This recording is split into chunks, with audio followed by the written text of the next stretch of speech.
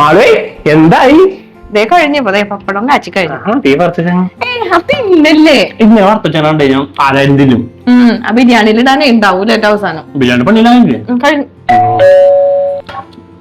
ദീപാവലിക്ക് വന്നാണ്. ഞാൻ പോയി നോക്കട്ടെ. റെഡിയാക്ക് എടാ. ഞാൻ ഇപ്പൊ വന്നോളൂ. എന്താ നീ പെട്ടെന്ന് അത്യാവശ്യമായിട്ട് വരാൻ പറഞ്ഞു പറഞ്ഞേ? വേറൊന്നുമില്ല, മാള് ബിരിയാണി വെച്ചിട്ടുണ്ട്, അപ്പൊ അത് കഴിക്കാൻ വേണ്ടി വിളിച്ചാണ്. അയ്യോ, അങ്ങനെയാണെങ്കിൽ അച്ഛനെയും കൊണ്ടുവരായിരുന്നു. അയ്യോ, അവളുണ്ടായിരുന്നു. അപ്പൊ അവളെ കൂട്ടായിരുന്നില്ലേ? അവള് വന്നില്ല. കുഴപ്പമില്ല, നീ പോയി ഞാൻ വന്നാ മതി. വേറെ അതിനെന്താ അവളെ തന്നൂടാ. നമുക്ക് കഴിക്കാം, ചൂടിനോടുകൂടി കഴിക്കാം. ദീപുച്ചേട്ടനാ? എന്താണ് ഏട്ടാ? നന്ദുല്ലേ? ഇവിടെ ഉണ്ടല്ല. എന്താണ്? ഒരു അത്യാവശ്യമായിട്ട് കാര്യം പറയാൻ, ഒന്ന് വിളിക്കാമോ? ഞാൻ ഇപ്പൊ വിളിക്കത്തെ. ചേട്ടൻ ഇവിടെ ഇരിക്കേ. ഏട്ടായേ, ഏട്ടായേ, ദീപുച്ചേട്ടൻ വന്നേക്കണ്. എന്താന്ന് പറഞ്ഞില്ലേ? ഏട്ടാനെ വിളിക്കാൻ പറഞ്ഞു.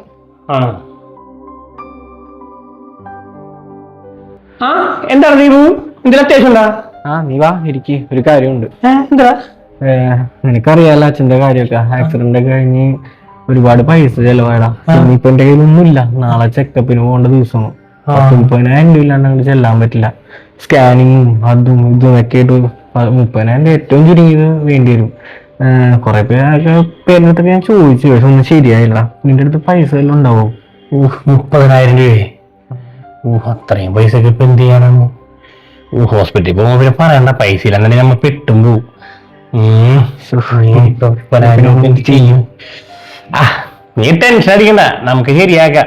നമ്മളെ അച്ഛൻ്റെ കേസല്ലേ, പൈസ നമുക്ക് എങ്ങനെയും ഒപ്പിക്കാം.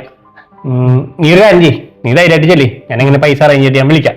ഏട്ടാ, ടെൻഷൻ അടിക്കണേട്ടാ. പാവം സങ്കടത്തിലാണ് പോണത്. ദീപുച്ചേട്ടൻ പോയാ? പോയത്. എന്താണ് പെട്ടെന്ന് പോയത്? അല്ലെങ്കിൽ വന്നു കഴിഞ്ഞാൽ എന്റെ ഒരു ഗ്ലാസ് ചായ കുടിക്കാതെ പോവാറില്ലല്ലോ. അവനാകെ സങ്കടത്തിലാണ് വന്നത്. എന്തു ചെയ്? അവന്റെ അച്ഛന്റെ കാര്യം അറിയാല. നാളെ അച്ഛനെ കൊണ്ട് ഹോസ്പിറ്റലിൽ പോകണ്ടാണ് ചെക്കപ്പിന്. അപ്പൊ അവൻ്റെ പൈസ ഒന്നുമില്ല. ഹോസ്പിറ്റലിൽ പോയി കഴിഞ്ഞ കാര്യം അറിയാല. സ്കാനിങ്ങും എക്സ്റേ മറ്റേ മറിച്ചായിട്ട് ഭയങ്കര എമൗണ്ട് ആവും. ഒരു 30 രൂപയെങ്കിലും വേണമെന്നാണ് പറയണത്. അപ്പൊ എന്റെ അടുത്ത് വല്ലതും ഉണ്ടാന്ന് അറിയാൻ വേണ്ടി വന്നാണ്. പക്ഷെ എന്റെ അടുത്താണ് പൈസ. നമ്മുടെ അടുത്ത് എവിടെയുണ്ട് പൈസ? പിന്നെ എങ്ങനെ സഹായിക്കാനാണ്? കയ്യിലാണെങ്കിൽ 1 രൂപയില്ല. അക്കൗണ്ട് ആണെങ്കിൽ 0 ബാലൻസ് ആണ്. പിന്നെ എങ്ങനെയാ ചേട്ടൻ നമ്മ സഹായിക്കും? പക്ഷെ എന്നാലും എനിക്ക് അവനെ കൈവിടാൻ പറ്റൂല. അവന് എന്നിലുള്ള വിശ്വാസം കൊണ്ടല്ല അവൻ എൻ്റെ അടുത്ത് വന്ന് ചോദിച്ചത്. അപ്പൊ പിന്നെ ഞാനെങ്ങനെയാണ് സഹായിക്കാണ്ടിരിക്കണത്? അതുകൊണ്ട് എങ്ങനെയാണ് പൈസ ഒപ്പിച്ചു കൊടുക്കണം. നമ്മളിപ്പോ ആരോട് ചോദിക്കാനാണ്? ആര് ചോദിച്ചാലും നമ്മളൊക്കെ ചോദിച്ചാൽ ആര് പൈസ തരാനാണ്? ആരും തരയുമില്ല. നമ്മ എന്ത് ചെയ്യും? മാള് വിചാരിച്ചാ അവനെ സഹായിക്കാൻ പറ്റും. ഞാനാ? നിന്റെ ഒരു വളതാ, ഞാൻ അതുകൊണ്ട് പണയം വെച്ചിട്ട് അവനോട് പൈസ കൊടുക്കാം. അപ്പൊ അവന്റെ അച്ഛനായിട്ട് നടക്കുമല്ല. ഇനി വള വേണോ? എന്റെ മാളു, ആൾക്കാർക്ക് എന്തിന് ആപത്തും കാര്യങ്ങളും വന്ന സമയത്ത് ഉപയോഗിക്കാൻ വേണ്ടിയാണ് ഈ വളയും സ്വർണ്ണവും എല്ലാം ഉള്ളത്. അല്ലാണ്ട് പിന്നെ എന്തിനാണ് കൊണ്ട് പോകണം? നീ അത് പറഞ്ഞാ, എന്നിട്ട് ഞാൻ പണയം വെച്ചുകൊണ്ട് പൈസ കൊടുക്കാം. എന്നിട്ട് അടുത്ത മാസം ശമ്പളം കിട്ടുമ്പോ അവനെ കൊണ്ട് ഞാൻ എടുപ്പിച്ച് കൂടെ തിരിച്ചു തരാം. പോരെ? അടുത്ത മാസം തന്നെ എടുത്തു തന്നോട്ടാ. എടുപ്പിച്ച് തരാം മാളുകളെ, കാര്യം നടക്കട്ടെ. അല്ലെങ്കിൽ എനിക്കും മനസ്സിലൊരു സമാധാനം ഉണ്ടാവൂല. ദീപുച്ചന്റെ അച്ഛന്റെ കാര്യമായതുകൊണ്ടാണ് തന്നത്. എന്തായാലും താങ്ക് യു. ഞാൻ കൊണ്ട് കൊടുക്കട്ടെ കേട്ടാ.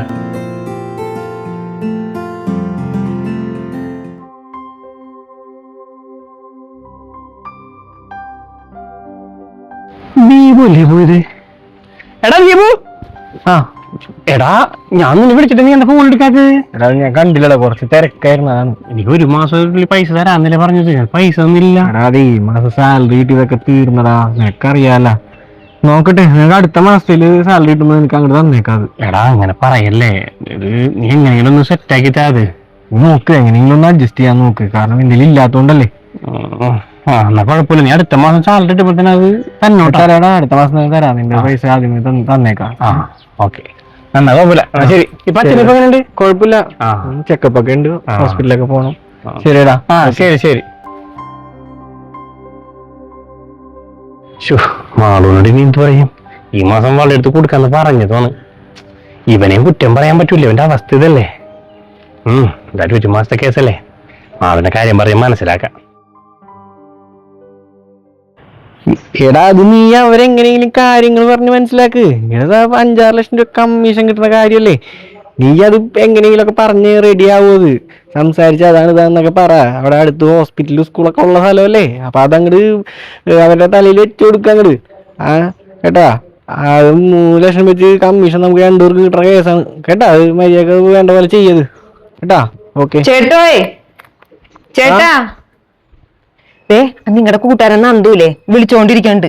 അത് എടുക്കണ്ട, നീ കട്ട് ചെയ്തോ. എന്ത് കട്ട് ചെയ്യാൻ, പിന്നെയും വിളിച്ചോണ്ടിരിക്കൂലേ? ഞാൻ എന്റെ ഫോണിൽ വിളിച്ചിട്ട് ഞാൻ എടുക്കാണ്ടിരിക്കണായിരുന്നു. കൂട്ടുകാർക്കൊക്കെ നമ്പർ കൊടുത്തിട്ടല്ലേ, കാര്യമില്ലാത്ത ദിവസം ഞാൻ തന്നെ വിളിച്ചോളാം. എടുക്കണ്ട, വിളിച്ചോണ്ടിരിക്കുമെന്ന് പിന്നെ. എന്തെങ്കിലും ചെയ്. ഹലോ, ദീപു ചേട്ടനില്ലല്ല. ഓഫീസിലെ ഒരു ടൂറിന് വേണ്ടി പോയേക്കണേ, 2 ആഴ്ച കഴിഞ്ഞിട്ട് വരുള്ളൂ കേട്ടാ. അതിലേട്ടാ എപ്പോഴും ഇങ്ങോട്ട് വിളിക്കാൻ നിക്കണ്ടേട്ടാ. ചേട്ടൻ വരുമ്പോ ഞാനേ ചേട്ടനോട് പറയാ ചേട്ടനെ വിളിക്കാനായിട്ട്. ശരിയെങ്കിൽ. നീ എന്തായാലും അവളോട് സംസാരിച്ചു തന്നായി. ഇനിയിപ്പോ 2 ആഴ്ചത്തേക്കാണ്ട് ശല്യം ഉണ്ടാവൂല. 2 ആഴ്ചത്തേക്ക് പിന്നെയും വിളിക്കൂലേ? കൊഴപ്പില്ലടി, നമുക്ക് അന്നേരത്തെ നീ നോക്കാന്ന്. കൊഴപ്പില്ല. ഈ 30,000 രൂപ എന്ത് ചെയ്യും കൊടുക്കാനായിട്ട്? ഇടി അത് അവൻ കുറച്ച് കഴിയുമ്പോ അത് മറന്നു വെച്ച് ചോദിക്കൊന്നുമില്ല. ദൈവത്തിനറിയാം. നീ വന്നേ, നീ ചോടെടുത്ത് വെച്ചേ. വാ ഏട്ടായേ, ഏട്ടായേ ഇങ്ങ വന്നേ. എന്താണ് നോക്ക്, ബാങ്കിൽ നിന്ന് നോട്ടീസ് വന്ന്. ഏത് സ്വർണ്ണമണിയെ പറ്റിയാണ്? പിന്നെ എന്തിന്റെയാണ്? ഇനി ശരിയാവൂലട്ടാ. എടുത്തു കഴിഞ്ഞിട്ടേ 1 മാസം കഴിഞ്ഞ് തിരിച്ചരാന്ന് പറഞ്ഞിട്ട് ഇന്നത്തേക്ക് 6 മാസം കഴിഞ്ഞതേ എനിക്ക് എന്റെ മാള തിരിച്ചെടുത്ത് തന്നെ. എന്റെ മാളു, ഞാൻ അവനോട് ചോദിക്കാണ്ടല്ല. അവനോട് ചോദിക്കുമ്പോ ഓരോ മാസം പറഞ്ഞ അവനിങ്ങനെ ഒഴിവ് പറഞ്ഞു പോണേല് ഞാനല്ലാണ്ട് എന്ത് ചെയ്യാനാണ്? ചോദിക്കാനല്ലേ പറ്റുള്ളൂ. താനേ പറയേണ്ട രീതി പറയണം. കൂട്ടുകാരനാന്നുണ്ടേ ഒന്നും മിണ്ടാതിരിക്കണോണ്ടാണ് ഇങ്ങനെ കിടന്ന് വേഷം കെട്ടുന്നത്. എനിക്ക് എന്റെ മാള കിട്ടിയേ പറ്റൂ. നീ ഇങ്ങനെ പറ, ഞാൻ എന്ത് ചെയ്യാനാണ്? അവര് വീട്ടിൽ പോയി നിൽക്കാൻ പറ്റുമോ? പൈസ തരാൻ പറഞ്ഞോണ്ട് പോയി ചോദിക്കണം. പിന്നെ വിളിച്ചാ ഫോൺ എടുക്കൂല. ഇപ്പൊ ഇങ്ങോട്ടേക്ക് പരാറും കൂടി ഇല്ല. മനഃപൂർവ്വമാണ് അവനെ ഏട്ടനെ ചതിക്കണാണ്. നോക്കിക്കോ. എങ്ങനെ അതൊക്കെ നാണക്കേടല്ലേ പോയി ചോദിക്കണത്? നമ്മളെന്തിന് നാണം കയറണം? നമ്മളെ അങ്ങാട്ടേക്കാണ് പൈസ കൊടുത്തത്, അല്ലാതെ അവന്റെ നമ്മ ഇങ്ങോട്ട് കടം മേടിച്ചൊന്നുമല്ല. ധൈര്യമായിട്ട് പോയി ചേട്ടൻ പോയി ചോദിക്കാം അവന്റെ അടുത്ത്. ഞാൻ അവന്റെ വീട്ടിൽ പോയി ചോദിക്കട്ടെ എന്നാ? പോയി ചോദിക്ക്. മനുഷ്യന്റെ മനസ്സമാധാനവും കളഞ്ഞ് എനിക്ക് എന്റെ പണം കിട്ടണം. നീ പറഞ്ഞ ചാടണ്ട, ഞാൻ പോയി ചോദിക്കാം പോരെ? പോയി ചോദിക്ക്.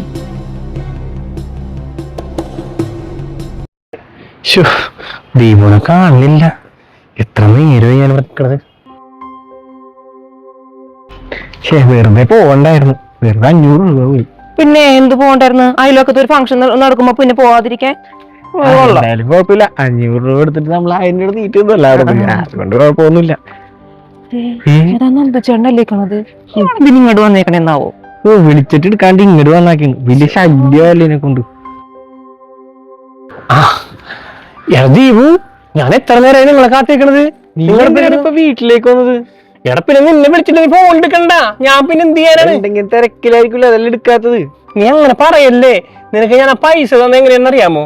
എന്റെ മാളൂരെ വളം മേടിച്ചു വെച്ചിട്ടാണ് നിനക്ക് അച്ഛനെ കൊണ്ട് ആശുപത്രി പോകാനായിട്ട് ഞാൻ പൈസ തന്നത്. അടി ഇപ്പൊ തരായി, അടുത്ത മാസം തരാന്ന് പറഞ്ഞിട്ട് ഇപ്പൊ എത്രയും 6 മാസമായി. അവിടെ നോട്ടീസ് ഒന്നാക്കി നമ്മള് വീട്ടിൽ കിടന്ന് ഭയങ്കര പ്രശ്നവും. അവിടെ നീ ആ പൈസ എങ്ങനെ എനിക്ക് തന്നെ, അല്ലാണ്ട് ശരിയാവൂല. എടാ പൈസ അല്ലേ, അത് ഞാൻ തരാ കിട്ടുമ്പോ. തരാന്ന് പറഞ്ഞിട്ട് നീ തന്നില്ലല്ല. നീ എന്റെ അവസ്ഥ ഒന്ന് മനസ്സിലാക്ക്. എന്റെ കയ്യിലുണ്ടായിട്ടല്ല, ഞാൻ പറഞ്ഞില്ലേ അവളുടെ സ്വർണ്ണം വെച്ചിട്ടാണ് ഞാൻ ആ പൈസ തന്നത്. എന്നിട്ട് ഇങ്ങനെ കാണിക്കണ ഭയങ്കര മോശമല്ലേ? എടാ 30,000 രൂപയല്ലേ, അല്ലാണ്ട് 30 ലക്ഷം ഒന്നുമില്ല. അത് ഞാൻ അങ്ങോട്ട് തരൂലേ. നീ അതിന് ഈ റോട്ടില് നടക്കാൻ പറ്റൂല. ഈ 24 മണിക്കൂർ ഫോണിലും വിളിച്ചുകൊണ്ടിരിക്കുന്നത് ഇപ്പൊ വീട്ടിലും. ഞങ്ങൾ പറയല്ലേ, എന്റെ അവസ്ഥയും കൊണ്ടല്ലേ. ഞാൻ പിന്നെ എന്ത് ചെയ്യാനാണ്? ചേട്ടാ 30,000 രൂപ കൊടുത്തേ. അവിടെ ഒരു 30,000 രൂപ എപ്പോ നോക്കിയാലും പോകുമ്പോഴും വീട്ടിലും വരവ് കൊടുക്കാങ്ങാട്. ഇപ്പൊ ശല്യം തീരുവല്ല. 30,000 അല്ലേ അതങ്ങ് ഇട്ടുണ്ട്. പരിപാടി കഴിഞ്ഞല്ല. എടാ 30,000 രൂപ എന്നല്ലേ ശരിയാവും. പിന്നെ എത്രയാണ്? എടാ ഞാൻ നിനക്ക് വേണ്ടി സ്വർണ്ണം പണയം വെച്ചാക്കില്ല. അപ്പൊ അതിന്റെ പലിശ 6 മാസത്തെ പലിശ വേണ്ടി കൊടുക്കണ്ടേ? എടാ ഞാൻ നിന്റെ എത്ര രൂപ മേടിച്ചത്? നീ മേടിച്ചത് 30,000 രൂപ. 30,000 രൂപയുള്ള ആ പൈസ ഞാനങ്ങ് തിരിച്ചു തന്നിട്ടുണ്ട്. അല്ലാണ്ട് പലിശയും അതൊന്നും എനിക്കറിയേണ്ട ആവശ്യമില്ല. ഞാൻ ഇതേ തരുവുള്ളൂ. എടാ നീ എന്താണ് ഇങ്ങനെ പറയണത്? പിന്നെ എങ്ങനെ പറയണം? താനെ ഞങ്ങൾക്ക് എന്തായാലും 30,000 രൂപ തന്നില്ലേ, അത് ഞങ്ങൾ തിരിച്ചും തന്നു. പിന്നെ അതിന്റെ പലിശ അടക്കാനും അത് ഞങ്ങൾക്ക് പറ്റില്ല. നിങ്ങൾ വേണമെങ്കിൽ പോയി അടച്ചാൽ മതി. അതെ, ഇയാളായിട്ടുള്ള കൂട്ടുകെട്ട് നിർത്തിക്കോ. പറഞ്ഞില്ലെന്നോട്ടാ നിങ്ങളോട്. നിർത്തി ഇന്നത്തോട് നിർത്തി. ഇനി നമ്മൾ തമ്മിലൊരു ബന്ധവും വേണ്ട, അതാ നല്ലത്. ഓരോന്നും വലിഞ്ഞേറി വരും. തന്റെ കൂട്ടുകാരനെ സഹായിക്കാൻ വേണ്ടി കടം കൊടുത്ത ഈ മനുഷ്യൻ ഇന്ന് അവന്റെ ശത്രുവായി മാറി. ഇതുപോലെ കടം കൊടുത്ത് ശത്രുവായി മാറിയ ഒരുപാട് പേർ നമുക്ക് ചുറ്റിലുമുണ്ട്. ഇനിയെങ്കിലും കടം വാങ്ങുന്നവർ ഒരു കാര്യം മനസ്സിലാക്കണം. നമുക്ക് പൈസ തരുന്നവന്റെ കയ്യിൽ പൈസ ഉണ്ടായിട്ടായിരിക്കില്ല നമുക്ക് തരുന്നത്. അത് നമ്മളോടുള്ള സ്നേഹത്തിന്റെയും വിശ്വാസത്തിന്റെയും പുറത്ത് മറ്റുള്ളവരിൽ നിന്ന് കടം വാങ്ങിയോ ഇല്ലെങ്കിൽ അവൻ്റെതായിട്ടുള്ള ആവശ്യങ്ങൾക്ക് വെച്ചിരുന്ന പൈസയോ ആയിരിക്കും അവൻ നമുക്ക് തരുന്നത്. നമുക്ക് തരുന്ന പൈസ അതുപോലെ തന്നെ തിരിച്ചു കൊടുക്കാനുമുള്ള മര്യാദ നമ്മൾ കാണിക്കണം. അല്ലാതെ നമ്മളുടെ ആവശ്യ സമയത്ത് നമ്മളെ സഹായിച്ച മനുഷ്യനെ ശത്രുവാക്കി മാറ്റുകയല്ല വേണ്ടത്. എന്താണ് നിങ്ങളുടെ അഭിപ്രായം? കമന്റ് ചെയ്യൂ.